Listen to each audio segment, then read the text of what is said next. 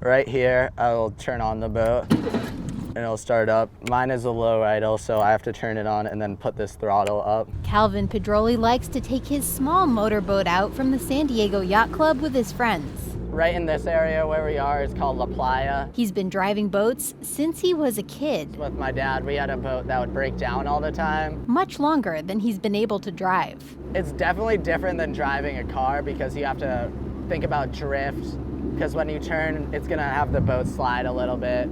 Also, you have to think about wind, because that's gonna affect you. You're gonna move differently, and current. Pedroli is 17, and while he's been boating his whole life without a license, that will soon change. In January, a new California law will require everyone under 20 who drives a boat with a motor to get a license. The law will gradually phase in until 2025, when all boaters in the state will need a boating card.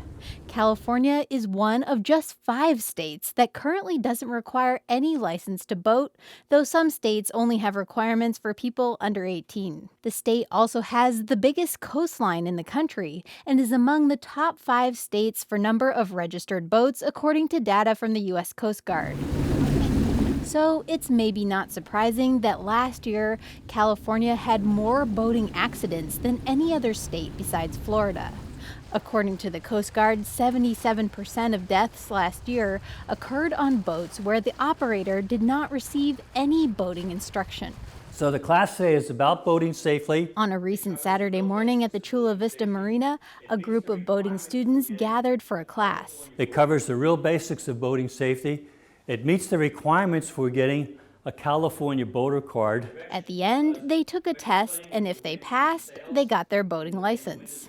Applicants can also take the test online. But there are different types of propulsion. The teacher, Bill Anderson, is with the Coast Guard Auxiliary and says he thinks the licenses will help with safety. That if you want to drive a car, you have to have classroom instruction and take a test. You have to get hours behind the wheel, and you have to drive it for a performance test. And boating is more complicated than driving, he says. There's no turn signals in highways on the water, and you don't need an operator's license.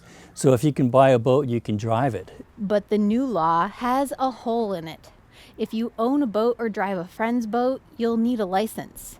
However, if you rent a boat, you won't need a license. For tourists who come here to San Diego, it's really nice, and you can rent a boat and go, but you still don't know anything about it.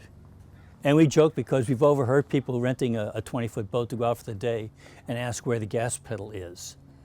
And there is none on a boat. A majority of the boat accidents in the U.S. last year happened on boats that weren't rented, according to the Coast Guard. But still, local boaters worry. I go out on the bay, I go out on the ocean with my friends and with my family, and it would be nice to know that everybody is at least doing the minimum. Andy Kurtz is the last person you'd expect to want requirements for boat renters. So we're gearing up for one of the busiest weekends of the year. He owns Seaforth Boat Rentals in San Diego. Before my hair was gray, I used to make it gray by worrying that we would have mandatory boat licensing in California, because I thought that would negatively impact our business. So anyone who wants to drive will have to go over the safety with us. Asking boaters to get a license ruins the spontaneity of being on vacation and deciding to rent a boat. Know what any safety equipment is. The guys down at the dock will show you. Just make sure you're paying attention to them. But Kurt still wants required education for boat renters. Remember to stay at least 150 feet away from any land at all times. Kurtz's employees give safety briefings to all boat renters, both in the store and again on the dock. But not all boat renters give instructions to their customers. Kurtz would have liked those briefings to be required under the new law. We do everything that we can to make sure that our customers have as much knowledge as they possibly can in the short amount of time that's allotted, that they can operate that boat safely. I'm always on the water, so I'm definitely comfortable now. For boaters like Calvin Pedroli, that safety comes from education and practice. Definitely starting, it's kind of scary knowing that you have full control of a prop in the back and you're on the water and stuff, but I was pretty comfortable with it at the start because I was my grandpa and my dad.